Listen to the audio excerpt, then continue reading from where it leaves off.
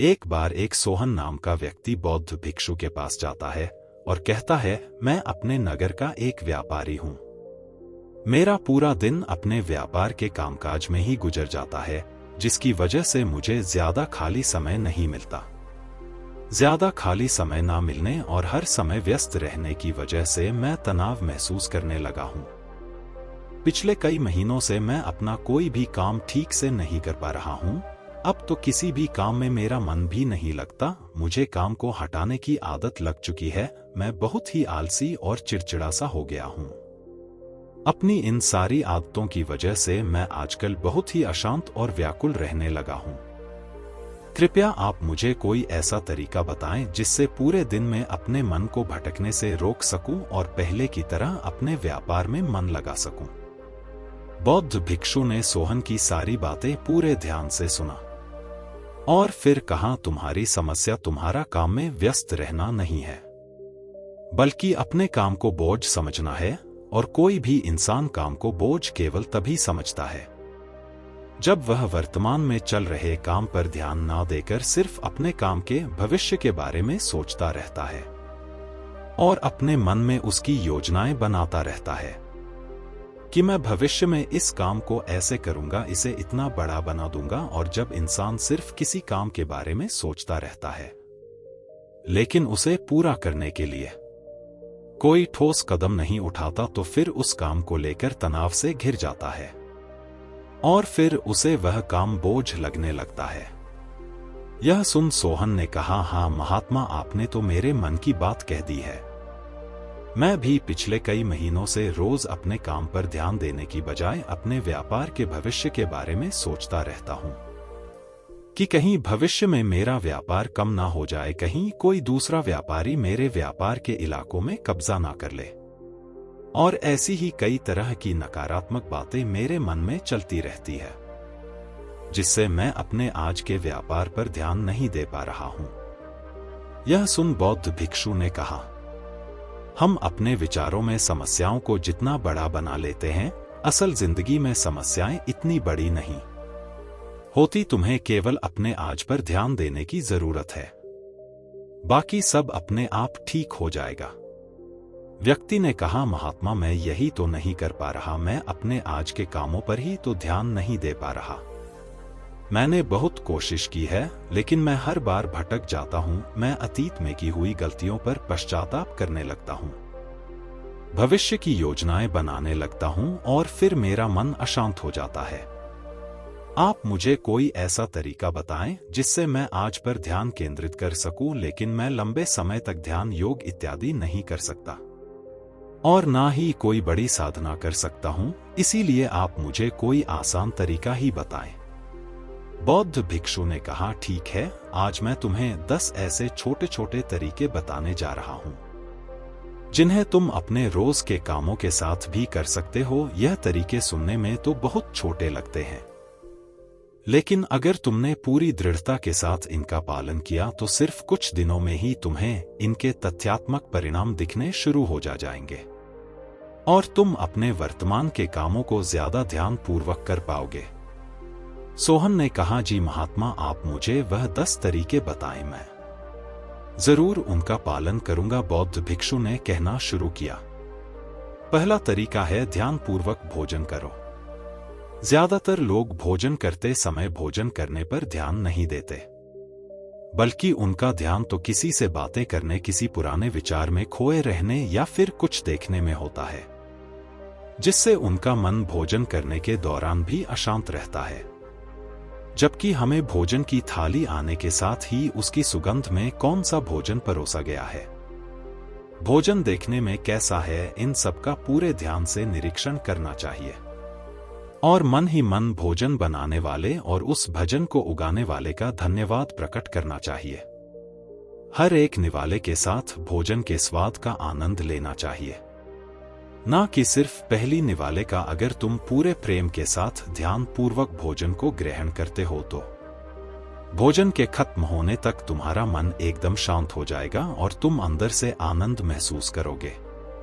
और यही कारण है कि पुराने भारतीय समाज में मौन रहकर भोजन करने की परंपरा रही है, क्योंकि मौन होकर ध्यानपूर्वक भोजन करना भी ध्यान करने का एक तरीका है।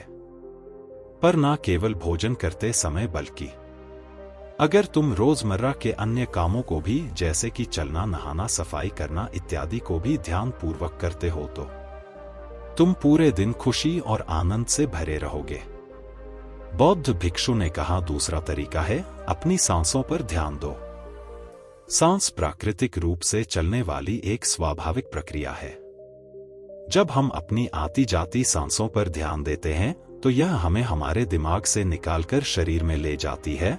परिणाम स्वरूप हम अपने विचारों के उलझनों और चिंताओं से मुक्त हो जाते हैं और यह काम तुम किसी भी समय कर सकते हो। बुद्ध के द्वारा बताई गई विपासना ध्यान विधि में भी अपनी आती जाती सांसों पर ध्यान केंद्रित करने के लिए ही कहा गया है। जब भी तुम तनावग्रस्त हो जाओ या खुद को विचारों में उलझा हुआ पाओ तो तुरंत अपना ध्यान अपनी आती जाती सांसों की तरफ मोड़ दो। कुछ ही पलों बाद तुम महसूस करोगे कि तुम शांत होते जा रहे हो, तुम्हारी सारी उलझन, सारा तनाव गायब हो गया है। और अगर तुम लंबे समय तक अपनी सांसों पर ध्यान केंद्रित करने की आदत डाल लेते हो तो तुम खराब से खराब परिस्थितियों में भी खुद को शांत रख पाओगे और अपने वर्तमान के कामों पर ज्यादा लंबे समय तक ध्यान केंद्रित कर पाओगे। सांसों पर ध्यान देना हमें याद दिलाता है कि हम कौन हैं। हमें आभास होता है कि हम वह विचार नहीं है जो अभी हमारे अंदर चल रहा है, बल्कि हम तो इससे अलग हैं, इसके ऊपर। दोस्तों, हम केवल अपनी सांसों पर ध्यान देकर बहुत से नए आयामों की खोज कर सकते हैं। हमारे पूर्वजों ने इस पर बहुत काम किया था कि कैसे हम केवल अपनी सांसों पर नियंत्रण रखकर ऐसी ऐसी चीजें कर सकते हैं जो साधारण इंसानी जीवन से परे हैं। हम अपनी सांसों पर ध्यान देकर खुद को ऐसी स्थिति में ला सकते हैं कि जीवन में आने वाला कोई भी उतार चढ़ाव हमें परेशान नहीं कर सकता है। वह अपने हिसाब से बैलेंस करके अपने दिमाग और शरीर को मेनू पलट कर लेते हैं कि घंटों तक सांस रोकने और दिल की धड़कन बंद हो जाने के बाद भी वह अपने आसपास की चीजों को महसूस कर पाते हैं। बौद्ध भिक्षु ने व्यक्ति से कहा, तीसरा तरीका है अपनी इंद्रियों से जुड़े। हमारी 5 इंद्रियां नाक, आंख, त्वचा, जीभ और कान हमारे शरीर के प्रवेश द्वार हैं, लेकिन जब हम विचारों में खोए रहते तो हम अपनी इंद्रियों को अनुभव नहीं कर पाते कि हमारे आसपास क्या चल रहा है, कैसी सुगंध है, कैसी दुर्गंध आ रही है। जब तक कि यह सारी चीजें इतनी प्रबल ना हो, यह हमारा ध्यान अपनी ओर खींच लेते हैं और हम बस बेहोशी में जिए चले जा रहे हैं। इसीलिए अपने आसपास की चीजों को ध्यान से देखने की आदत डालो। जैसे अपने शरीर से टकराती ठंडी हवा को महसूस करो, बगीचे में खिले रंग बिरंगे फूलों पर ध्यान दो, उनकी खूबसूरती को निहारो, पक्षियों की आवाज में पर ध्यान दो, उगते और डूबते सूरज को कुछ देर ठहर कर देखो। यह सारी छोटी छोटी चीजें तुम्हें तुम्हारे वर्तमान से जुड़ेंगे। अगर तुम अपने जीवन में शांति और आनंद का अनुभव करना चाहते हो तो तुम्हें अपने आसपास की चीजों पर ध्यान देना होगा। तुम्हें कुछ पल ठहर कर उन्हें प्रेम पूर्वक देखना और महसूस करना होगा। बौद्ध भिक्षु ने कहा, चौथा तरीका है अपने मन में उठने वाली नकारात्मक भावनाओं का निरीक्षण करो।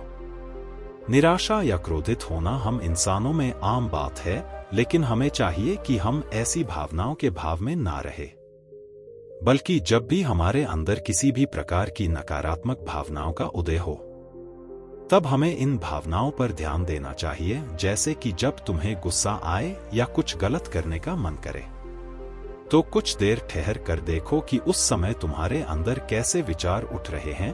कुछ देर में तुम महसूस करोगे कि तुम वह विचार नहीं हो, तुम उनसे अलग हो, तो उन्हें देखते रहो और कुछ ही देर में वह सारे नकारात्मक विचार गायब हो जाएंगे। और अगर तुम हर बार ऐसा ही करते हो तो तुम तुम्हारी भावनाओं पर नियंत्रण करना सीख जाओ। भिक्षु ने कहा, पांचवा आदत यह है कि अपने मन में उठने वाले हर विचार पर भरोसा मत करो। हमारा मन हर समय अनुमान और बहाना ही बनाता रहता है जो कि सच नहीं होती। जैसे कि जब भी हम किसी व्यक्ति से मिले या किसी नई चीज को देखते हैं तो तुरंत हमारा मन उसके बारे में अपनी पूर्व धारणाएं बनाने लगता है। और फिर उस चीज या इंसान को या तो अच्छा या बुरा बनाकर हमारे सामने पेश करेगा। और फिर हम अपने विचारों को सच मानकर उस इंसान या चीज को ऐसा ही समझने लगते हैं।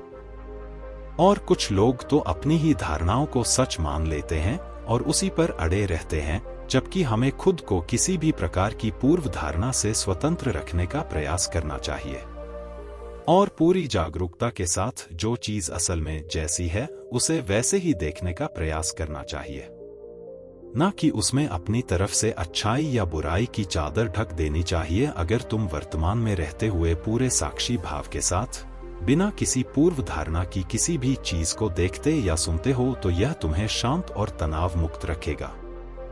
भिक्षु ने कहा, छठा तरीका, रोज कुछ देर तक ध्यान का अभ्यास करो। ध्यान करने के लिए घंटों बैठने की जरूरत दिन में 10 मिनट का ध्यान भी जीवन पर सकारात्मक प्रभाव डाल सकता है। रोज ध्यान करने से हमारे जीवन में नई ऊर्जा, उत्साह, शांति और प्रेरणा का आगमन होता है। हम पूरे दिन अंदर से खुश और शांत महसूस करते हैं। रोज ध्यान करने से तुम स्वाभाविक रूप से अपने वर्तमान के क्षणों में रहना सीख जाते हो। भिक्षु ने कहा, सातवां तरीका, जो तुम्हारे पास है उसके लिए आभारी रहो। जिंदगी में खुशी लाने का यह सबसे आसान तरीका है। आभार व्यक्त करना, धन्यवाद अदा करने से न केवल जो चीजें हमारे पास है उनसे हमें असली खुशी मिलती है, बल्कि जो हम पाना चाहते हैं उसे पाने का रास्ता भी हमें दिखना शुरू हो जाता है। क्योंकि धन्यवाद के भाव से भरा मन समस्याओं की तरफ नहीं बल्कि उनके समाधान की तरफ केंद्रित होता है। जो भी तुम्हारे पास है उसके लिए सदृश्य ब्रह्मांड की शक्ति का धन्यवाद अदा करना तुम्हारे जीवन को जादुई तरीके से बदल कर रख सकता है। तुम्हें यह सोचना चाहिए कि तुम कितने धन्य हो कि तुम्हारे पास एक निश्चित चीज है। उदाहरण के लिए, तुम्हारे पास एक अच्छा व्यवसाय है और ना जाने कितने लोग तुम्हारे जैसा व्यवसाय करने की इच्छा रखते होंगे, लेकिन उनके पास नहीं है। साथ ही तुम्हें इस चीज के लिए भी आभारी होना चाहिए कि तुम्हारी थाली में खाना है, जबकि दुनिया भर में लाखों लोग भूख से मरते हैं। भिक्षु ने कहा, आठवां तरीका, दूसरों की बात को ध्यानपूर्वक सुने। किसी दूसरे व्यक्ति से बात करते समय यह सोचे बिना कि उसे क्या कहना है या उसकी बात का कैसे जवाब देना है। तुम्हें पूरे ध्यान पूर्वक सामने वाले की बातों को सुनना चाहिए। तुम्हें सामने वाले से बात करना है, उसे जवाब देने के लिए नहीं बल्कि उसकी भावनाओं को समझने के लिए। जब तुम किसी से बात करो तो अपने कान, दिल और अंत मन से उसकी बातों को सुनो और समझो। ऐसा करना सामने वाले से तुम्हारे रिश्ते को तो मजबूत करेगा ही, साथ ही यह तुम्हारे लिए एक अभ्यास है अपने धैर्य और एकाग्रता को बढ़ाने का। और जब हम ज्यादा सुनते हैं और कम बोलते हैं तो हम बहुत सी परेशानियों से भी बच जाते हैं, जिससे हमारा मानसिक तनाव भी कम रहता है। और याद रखो, किसी भी इंसान की बातों को ध्यानपूर्वक सुनना उसे सम्मान देने का सबसे अच्छा तरीका है। भिक्षु ने आगे कहा, नवा तरीका, अपने महत्वपूर्ण कामों के लिए एक समय निर्धारित करो।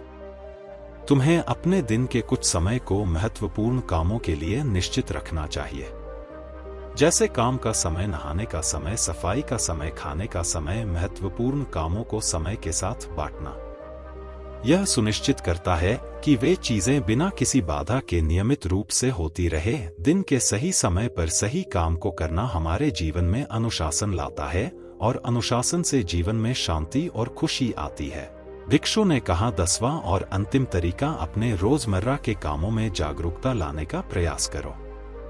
तुम जब भी किसी काम को करो तो उसे वर्तमान में रहकर करने की कोशिश करो। हर बार तुम्हारा मन अपने विचारों में खो जाएगा, लेकिन तुम्हें फिर से खुद को वर्तमान में वापस लाना है और यह तुम्हें हर बार करना है जब तक कि यह तुम्हारी आदत ना बन जाए। और साथ ही तुम यह देखने का भी प्रयास करो कि उस काम को करते वक्त तुम्हारे अंदर किस तरह के विचार उठ रहे हैं। यह एक छोटा सा अभ्यास तुम्हें वर्तमान में जीने में तुम्हारी मदद करेगा। भिक्षु ने आगे कहा, शांति और आनंद कोई घटना नहीं है, बल्कि यह एक प्रक्रिया है जो हमारे जीवन के साथ साथ चलती है। अगर हम जागरूक रहकर जीना सीख जाते हैं। इतना कहकर बौद्ध भिक्षु मौन हो गए और सोहन व्यापारी उनका धन्यवाद करते हुए वहां से चला गया।